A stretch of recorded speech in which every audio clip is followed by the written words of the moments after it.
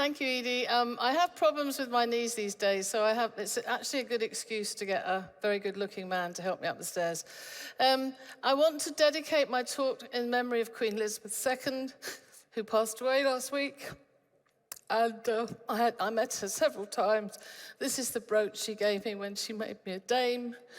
So this is in her honor. Right, I'll now stop welling up, but thank you, ladies and gentlemen.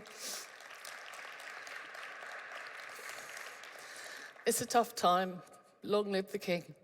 We have a new king. Okay, so what did I do?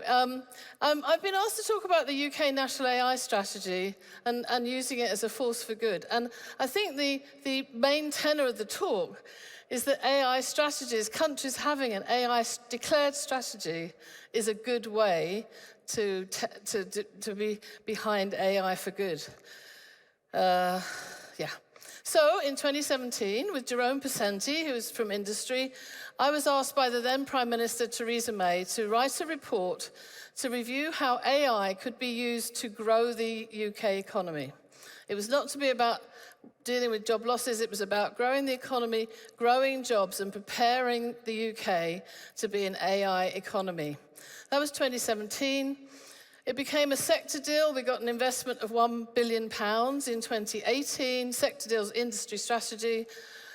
We then formed the Office for AI and the AI Council. I'm a member of the AI Council, and I am currently the AI Skills Champion for the UK. And the AI Council last year produced so this is 3 years on from the initial review, produced a new roadmap. And that was used as the basis for the Office of AI to produce the national strategy. And this year they've produced the delivery plan for that. So it's an ongoing piece of work.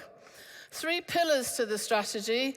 Investment. We kept saying to the government, you've got to keep this up. It's not, everything we do today is drop of the ocean, tip of the iceberg.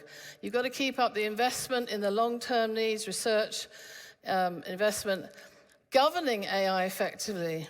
Really important to include, that's a hugely important pillar. I'll talk more about that in a minute. And ensuring AI benefits everybody and every part of the country.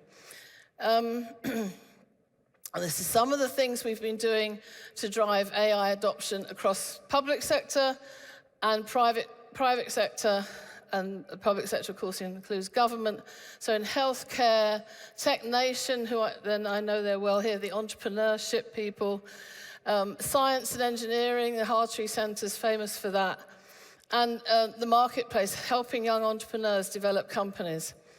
One of the reasons that the UK is 3rd in the Tortoise Index for AI countries, you can guess the first 2, US and China. We, for a little island off the coast of Europe, come 3rd in that index. And that's because we have 2 fantastic legacies we're building on. Our universities are we have a number of top universities in the world for a small island, and all of those have AI departments, including my own.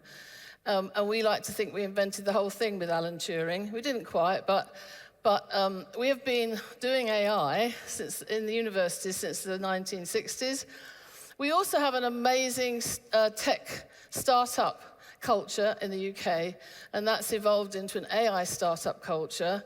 And the last time I looked, we had more AI startups than twice as many AI startups as the rest of Europe put together. So I want to just talk for the rest of my talk about the work we've done on skills, which is very foundational in the whole strategy. And it's the thing I know most about. But if we don't fill that pipeline with the right sort of people, then we're never going to succeed.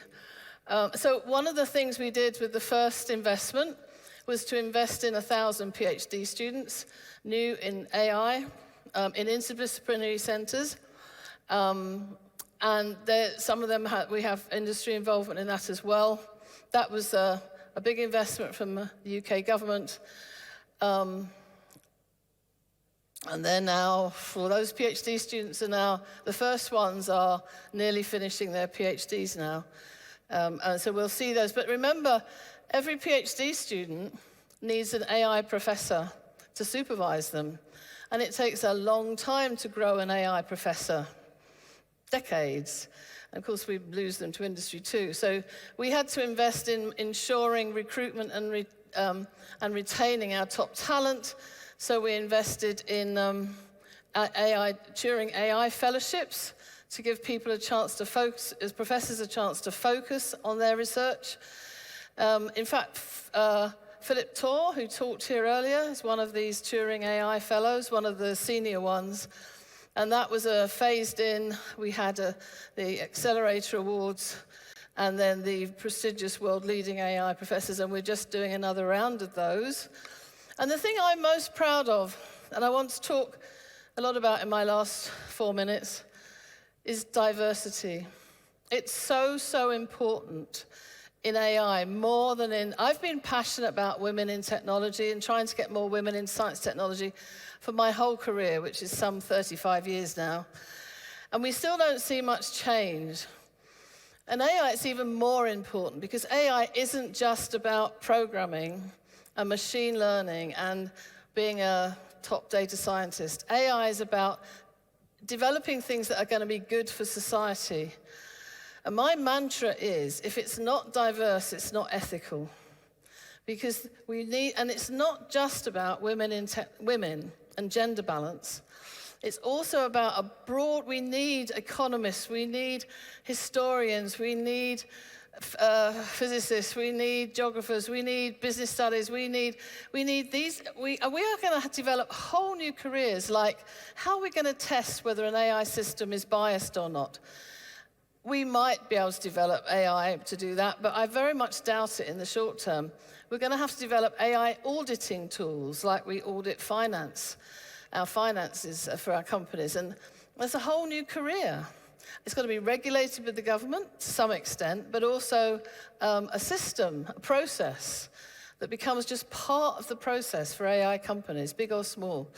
So we funded these, I say we, the government funded these scholarships for what we called AI and data science conversion courses, and took people onto the MSCs to learn about AI and data science, but they were not necessarily computer science or math students. They were from across all disciplines. And additionally, all the government-funded scholarships had to be awarded to underrepresented groups. So in the first tranche, it was women, black students, and disabled students. And it's been a bit of a game changer. It's a tip of the iceberg, drop of the ocean, but it is the thing I'm most proud of in what we've done. It's actually made a difference. And the person who didn't become our new Prime Minister, Rishi Sunak, when he was Chancellor, he announced more funding for more of those scholarships and more of the Alan Turing World Leading Research Fellows. So we're able to keep up this work. The calls for those are just going out, and the universities bid to run the master's courses and get the money from the government. Anybody can go on the courses, but if you want a government scholarship, it has to go to underrepresented groups. And the call for the World Leading Research Fellows, the new round of those, is also just out. So it's another 23 million into boosting skills and diversity in AI. Thank you, Rishi. And we also, as he announced, a new round of funding for the Centers of Doctoral Training, as we call them. There's another 1,000 AI PhD students. Remember, each one of those has to be supervised by a professor. So this is a constant stream of people that we need. This is all about higher education. We're now moving into, this is actually the last slide, and we're now moving into the action plan for the new strategy. Includes working with our Department for Education to develop AI in the school's curriculum more, so we make sure that children are learning about this, and more universities are doing AI courses at undergraduate level, whether full courses or degrees. And the last thing that's very important is, how is the UK going to regulate AI? And we have a new white paper out, published in July. Responses are going in now to the way that the UK is approaching the governance of AI. And I could talk more about that, but it's online. You can look at it and see. It's an approach to encourage innovation. So it's not over-regulating, but it's making sure there is a regulation framework. And with that, ladies and gentlemen, I will finish my talk for today, and thank you so much for inviting me to be here in Saudi Arabia. Thank you.